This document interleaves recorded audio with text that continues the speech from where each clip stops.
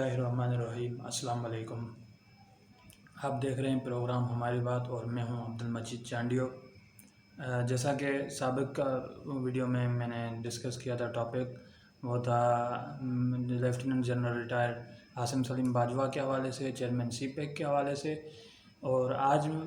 एक ताज़ा तरीन डेवलपमेंट हुई है, वो है कश्मीर के हवाले से चाइना और इंडिया के जो है वो ताल्लुकात के हवाले से। चाइना ने 2-3 दिन पहले जो है, इससे पहले 15 जून को भारत के साथ एक चाइना की जो मुठभेड़ हुई थी, उसमें तकरीबन बकौल इंडियन मीडिया के इंडिया के जो है वो 20 फ़ौजी जवान हलाक हुए थे। लेकिन हमारी अपनी इतलात के मुताबिक तकरीबन 200 के करीब, 150 या 200 के करीब जो है वो भारत के फ़ौजी जो एहलकार है वो मारे गए थे। उसके अलावा अभी गुज़िश्ता तकरीबन 48 आवर्स के अंदर, 48 घंटों के अंदर अंदर जो है वो चाइना के साथ भारत की 2 झड़पें हुई हैं, 2 बहुत बड़ी झड़पें, जिसमें जो पहली झड़प हुई थी वो गालिबन परसों हुई थी। उसमें भारत के जो है वो 6 फ़ौजी जवान मारे गए हैं, उनमें से एक अफसर भी शामिल है। और उसके अलावा आज सुबह जो है वो भारत के साथ फिर चाइना की जो है वो झड़प हुई है। उसमें चाइना ने कुछ इलाके जो कब्ज़ा किए हुए हैं, उसमें इंडिया ने छुड़ाने की कोशिश की, लेकिन उसमें एक इंडिया का फ़ौजी मारा गया है और काफ़ी इंडिया का और भी नुकसान हुआ है। असला वगैरह छोड़कर ये लोग पीछे भागे हैं। उनमें से जो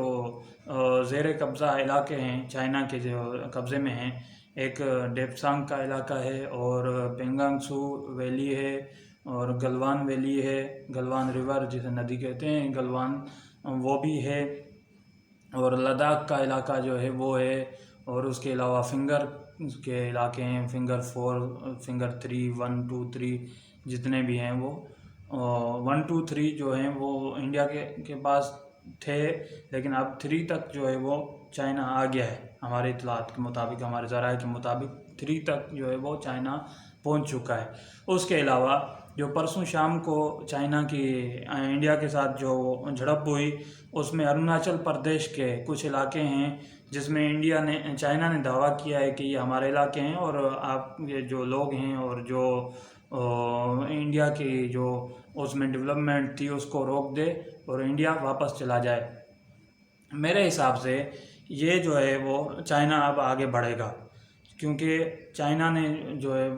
अपने ज़ेर कब्ज़ा जो इंडिया के जो इलाके हैं अभी ताज़ा उसने छीन लिए हैं, उसमें न सिर्फ जो है वो तामीरात कर रहा है बल्कि उसमें बहुत भारी असला भी तैनात कर दिया है। कल एक बहुत बड़ी जो एक डेवलपमेंट हुई है, उसमें एक ये भी बात है कि चाइना ने DF-21 मिज़ाइल, जो कि अभी नया हालिया चाइना ने जो है वो बनाया है,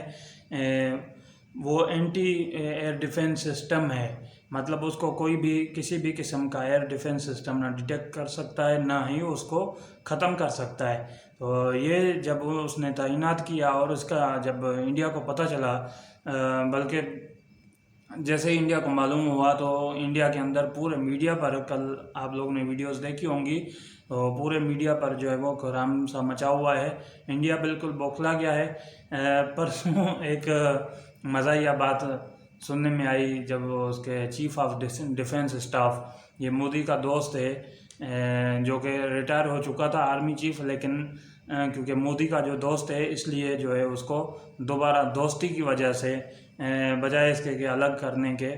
एक नया ओहदा जो है इसमें आर्मी के अंदर क्रिएट किया और उसको चीफ ऑफ डिफेंस स्टाफ, जो कि पहले ये ओहदा नहीं था भारतीय आर्मी में, उन्होंने नया क्रिएट किया ताकि अजीत कुमार डोवल और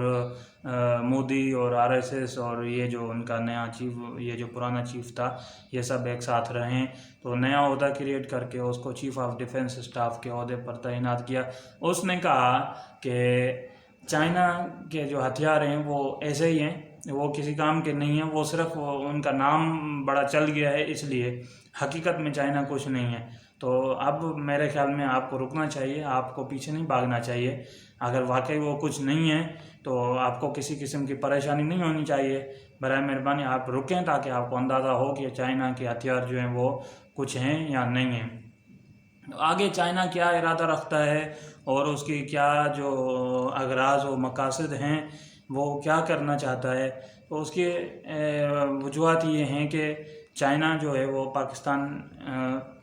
پاکستان میں اپنی بہت بڑی جو وہ سرمایہ کاری ہے اس سے بھی بچانا چاہتا ہے، محفوظ رکھنا چاہتا ہے۔ اس کے علاوہ جو خطے میں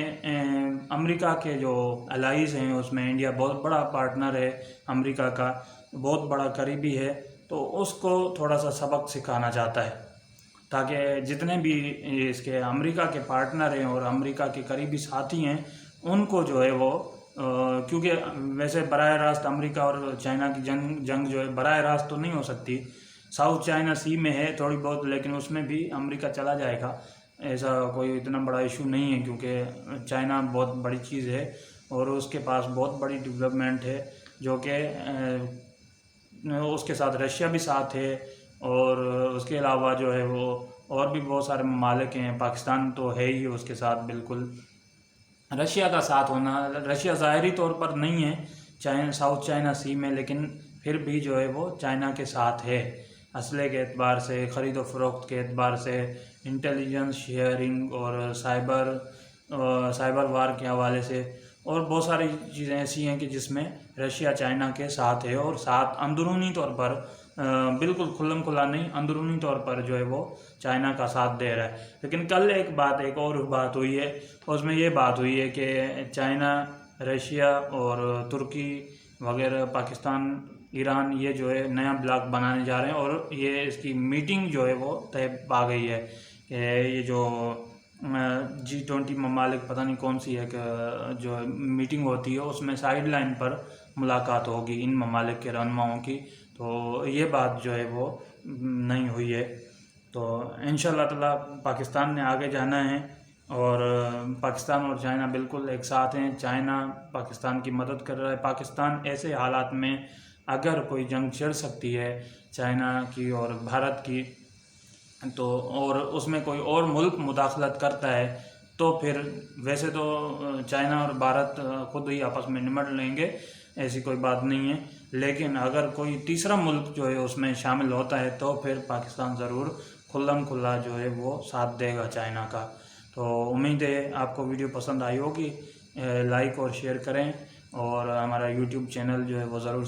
ہماری بات ضرور سبسکرائب کریں، دوستوں تک پہنچائیں۔ آنے والے دنوں میں اور بھی بہت سارے ایشوز ہیں جن پر بات کریں گے، تب تک کے لیے اجازت دیجیے، اللہ حافظ۔